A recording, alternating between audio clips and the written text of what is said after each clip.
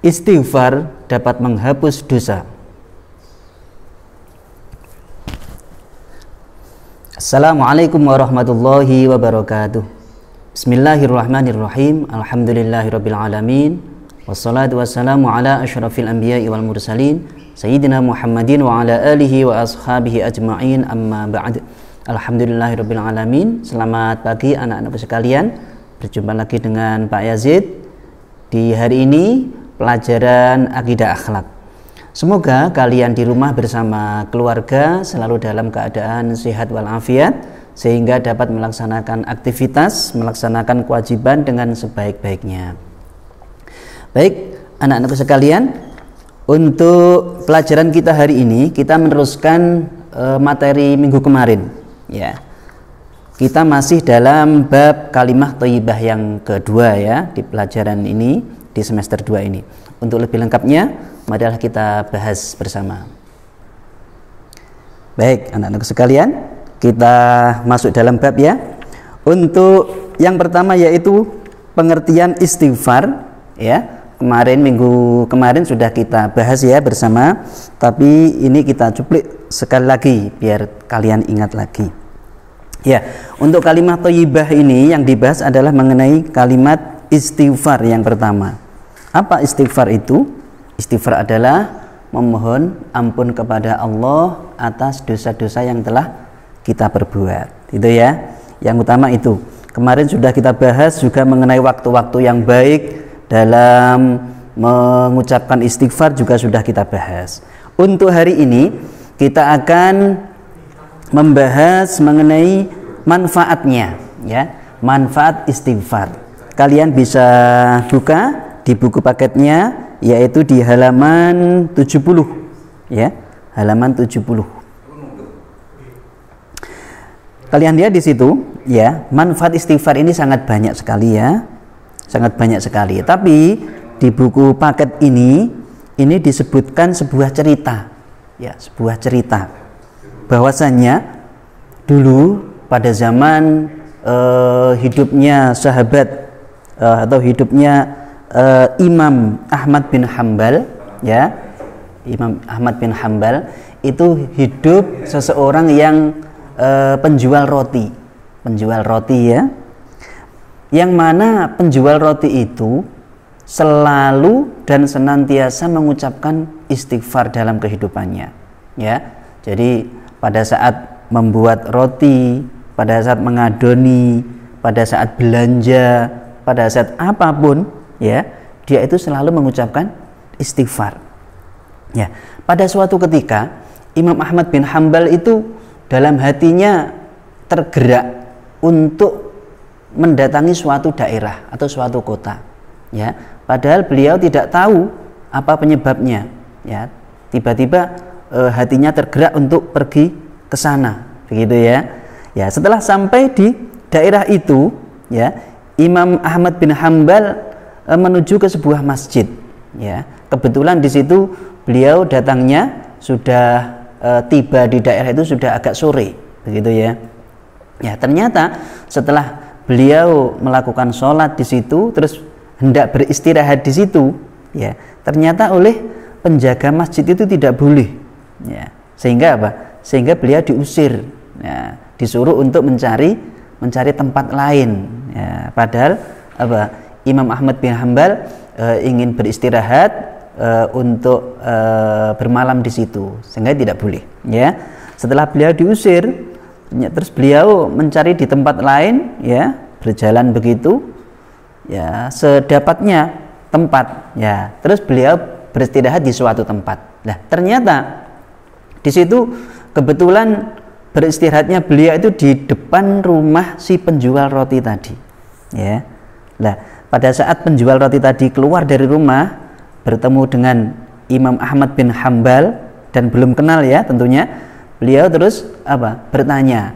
Nah, terus sehingga ditawari untuk bisa menginap di rumahnya, di rumah penjual roti tadi, begitu, ya. Ya, setelah di situ beristirahat di situ, terus si penjual roti tadi pamit kepada Imam Ahmad bin Hanbal untuk apa? Untuk akan melakukan aktivitasnya, yaitu untuk membuat roti pada malam itu untuk dijual besok harinya, begitu ya. Ya, pada saat pembuatan roti itu, si penjual roti itu ternyata apa? Selalu mengucapkan istighfar, ya, mengambil bahannya, mengadoninya, menambah bahan-bahan, menambahi garam, menambahi apa-apa, selalu mengucapkan istighfar, dalam mulutnya selalu tergerak istighfar. Sehingga apa? Sehingga Imam Ahmad bin Hanbal ingin tahu apa yang dilakukan orang itu, kok mulutnya selalu tergerak, gitu ya. Terus sehingga Imam Ahmad bertanya kepada si penjual roti tadi, apa yang kamu ucapkan kok setiap kali saya lihat kamu kok selalu mengucapkan sesuatu? Ya, setelah ditanya, si penjual roti tadi menjawab, saya selalu mengucapkan istighfar, begitu. Terus Imam Ahmad bin Hanbal bertanya lagi, terus apa manfaatnya bagimu? Apakah sudah kamu petik manfaatnya setelah kamu mengucapkan istighfar yang begitu banyaknya, begitu ya? Si penjual roti tadi menjawab, alhamdulillah, demi Allah, selama saya ini selalu mengucapkan istighfar, ya, apa-apa yang saya doakan, apa-apa yang menjadi hajat saya itu selalu dikabulkan oleh Allah, begitu ya. Kecuali hanya satu, begitu jawabnya tukang roti tadi. Semua hajatnya selalu dikabulkan oleh Allah. Itu manfaatnya istighfar. Kecuali hanya satu, begitu. Imam Ahmad bin Hanbal terus bertanya, loh, apa yang satu itu? Yang satu itu, saya pengen sekali bertemu dengan imam besar, yaitu Imam Ahmad bin Hanbal. Sehingga apa? Imam Ahmad bin Hanbal terkejut dengan itu. Terus menjawab, ya saya ini Imam Ahmad bin Hanbal. Ya, demi Allah, saya menuju ke kota ini dan digerakkan oleh Allah ke sini untuk bertemu denganmu. Itu ya. Ya, sehingga apa? Beliau berdua, Imam Ahmad bin Hanbal tadi dengan si penjual roti langsung ya dengan begitu. Ya. Sehingga apa? Sehingga apa yang dicita-citakan si penjual roti tadi otomatis semuanya sudah terkabulkan. Yang terakhir yaitu ingin bertemu Imam Ahmad bin Hanbal, ternyata beliau sudah ada di depannya. Itu ya, ada ceritanya itu. Alhamdulillah, itu manfaatnya banyak sekali. Salah satunya itu di dalam cerita itu. Terus selanjutnya sekarang keutamaan istighfar. Keutamaan istighfar ya. Keutamaan istighfar salah satunya sekalian lihat di situ di halaman 72 ya. Yang pertama, istighfar menghapus dosa. Ya, kita tahu bahwasanya dosa itu ada yang dosa kecil, ada yang dosa besar. Lah, para ulama berpendapat bahwasanya ya, dosa-dosa kecil itu bisa dihapus dengan beristighfar, Sedangkan dosa-dosa besar bisa dihapus dengan ya tentunya dengan istighfar, tapi harus dibarengi dengan taubatan nasuha atau taubat dengan sungguh-sungguh. Ya, di situ disebutkan dalam surah An-Nisa ya. Disebutkan di situ Bismillahirrahmanirrahim. Wa may ya'mal su'an aw yadhlim nafsah tsumma yastaghfirillah yajidillaha ghafurur rahima. Dan barang siapa berbuat kejahatan dan menganiaya dirinya, kemudian dia memohon ampun kepada Allah, niscaya dia akan mendapatkan Allah Maha Pengampun dan Maha Penyayang. Itu ya. Jadi Allah itu Maha Pengampun atas apa? Atas dosa yang dilakukan oleh hambanya. Jika hamba tersebut selalu beristighfar, selalu minta ampun, taubatan nasuha, ya, itu. Yang kedua, mengangkat azab, ya, mengangkat azab. Apa? Di situ disebutkan di surah Al-Anfal ayat 33, ya.